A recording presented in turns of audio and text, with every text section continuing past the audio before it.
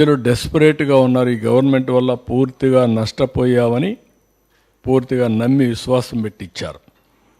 మేము వచ్చిన తర్వాత డిగ్ చేస్తూ ఉంటే మొత్తం డిపార్ట్మెంట్స్ అన్నీ అనలైజ్ చేస్తే ఊహించనటువంటి నష్టం జరిగింది రాష్ట్రానికి. నేను ఆ రోజు చెప్పినదంతా ఈరోజు నీతి ఆయోగ్ కూడా కన్ఫర్మ్ చేసే పరిస్థితికి వచ్చారు. ఏవైతే 7 వైట్ పేపర్స్ పబ్లిసైజ్ చేసి ఎడ్యుకేట్ చేశామో అది వాళ్ళు కూడా కన్ఫర్మ్ చేసే పరిస్థితికి వచ్చారు. కడాన మీరు చూస్తే బీహార్ స్టేట్ అనుకునే బీహార్ కూడా మనకంటే ముందుండే పరిస్థితికి వచ్చింది. వాళ్ళకంటే వెనకాలన్నాం. ఈ పరిస్థితిలో ఏ విధంగా అప్పులు వస్తాయో కూడా ప్రజలు ఆలోచించాల్సిన అవసరం ఉంది.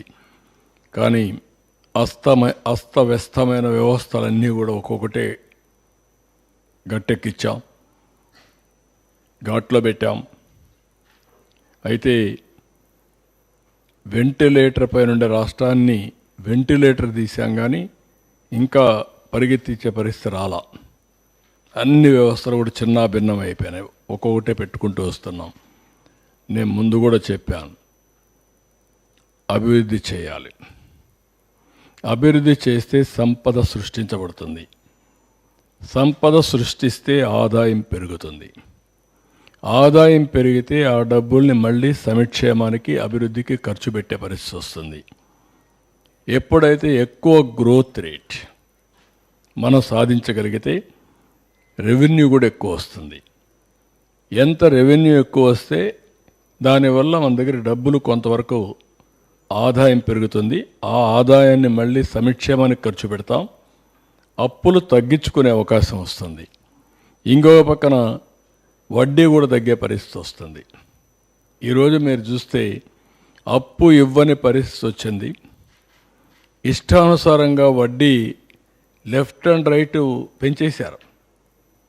ఎప్పుడు కూడా ఒక వ్యక్తి దివాలా తీస్తున్నాడంటే రిస్క్ ఫ్యాక్టర్ ఉంటుంది. ఆ రిస్క్ ఫ్యాక్టరీతో వడ్డీ కూడా పెంచేస్తారు. అందుకే 4 రూపాయలు వడ్డీ అంటారు, 5 రూపాయలు వడ్డీ అంటారు. అమారిగా వీడు కూడా అమారీ చేసే పరిస్థితికి వచ్చారు. ఇప్పుడంతా కూడా డెట్ రీషెడ్యూలింగ్కి వెళ్తున్నారు. రీషెడ్యూలింగ్ మనం మొత్తం మళ్ళా కట్టేసి రీపే చేసి ఆ ఇంట్రెస్ట్ తగ్గించుకొని మళ్ళీ ఏ విధంగా చేయాలనో క్లీనప్ చేయాలనుకుంటున్నాం. మారిటోరియం కూడా అడుగుతున్నాం. డెట్ స్వాపింగ్ అనలేం, కానీ రీషెడ్యూలింగ్ అయ్యింది. నీకు స్వాపింగ్ ఎక్కడే సార్ డెట్ వాళ్ళు.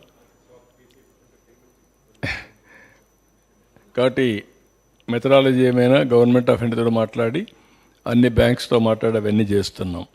ఇవన్నీ చేసి దీన్ని రాబోయే రోజుల్లో నేను చెప్పిన ఫిలాసఫీ ప్రకారం మోర్ మనీ ఉంటే మోర్ క్యాపిటల్ ఎక్స్పెండిచర్ పెడతాం, మోర్ గ్రోత్ రేట్ వస్తుంది, మోర్ రెవెన్యూ వస్తుంది, సస్టైనబిలిటీ వస్తుంది.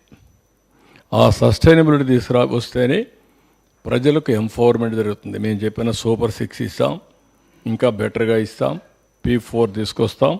ఇలాంటివన్నీ చేసి మళ్ళీ డెవలప్మెంట్, వెల్ఫేర్ రెండు కూడా బ్యాలెన్స్ చేసుకుంటూ పర్ క్యాపిటల్ ఇన్కమ్ పెంచితే బెటర్ లివింగ్ స్టాండర్డ్స్ వస్తాయి. ఆదాయం పెరగాలి. సంవత్సరం తలసరి ఆదాయం పెరగాలి, తలసరి ఖర్చు తగ్గాలి.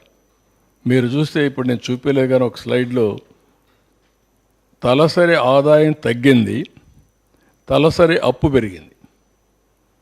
పర్ క్యాపిటల్ ఇన్కమ్ తగ్గిపోయి పర్ క్యాపిటల్ డెట్ పెరిగిందంటే అది వీళ్ళు వేసినటువంటి భారం. దీనికోసమే నేను ప్రజలందరినీ కోరుతున్నా. కొంతమందికి కొన్ని ఆలోచనలు ఉన్నాయి, ఏంటి ఇంకా అయిపోలేదని. నేను ఎన్నోసార్లు చెప్పాను, 3 సార్లు ముఖ్యమంత్రిగా చూశాను, కానీ 3 సార్లు లేని ఇబ్బంది ఈసారి చూస్తున్నాను. విశ్వ ప్రయత్నాలు చేస్తున్నాను. అన్ని విధాల ఎంత పుష్ చేయాలంత పుష్ చేస్తున్నాం. కానీ ఇప్పటికి కూడా ఇంకా పూర్తిగా కంట్రోల్కి తెచ్చే పరిస్థితి రాలేదు.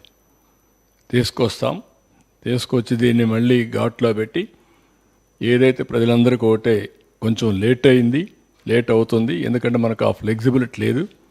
గవర్నమెంట్ ఆఫ్ ఇండియా కూడా ఆదుకోబడ్డారు కాబట్టి కొంతవరకు మనం వెసులుబాటు వచ్చింది. వాళ్ళు కూడా ఆదుకోకపోతే అమరావతి స్టార్ట్ అయ్యేది కాదు, పోలవరం స్టార్ట్ అయ్యేది కాదు, విశాఖపట్నం స్టీల్ ప్లాంట్ వచ్చేది రివైవ్ అయ్యేది కాదు. లేకపోతే కొంతవరకు వాళ్ళు ఇచ్చినటువంటి డబ్బులన్నీ తీసుకొచ్చి ఈ అప్పులన్నీ ఇవన్నీ కూడా మళ్ళా స్కీమ్స్ అన్నీ రివైవ్ చేసి మనం ముందుకు పోతున్నాం. ఈ 4 సంవత్సరాలు జరిగిన ఫలితాలు ఈ సంవత్సరం ఆదాయం కూడా వచ్చే పరిస్థితి లేదు.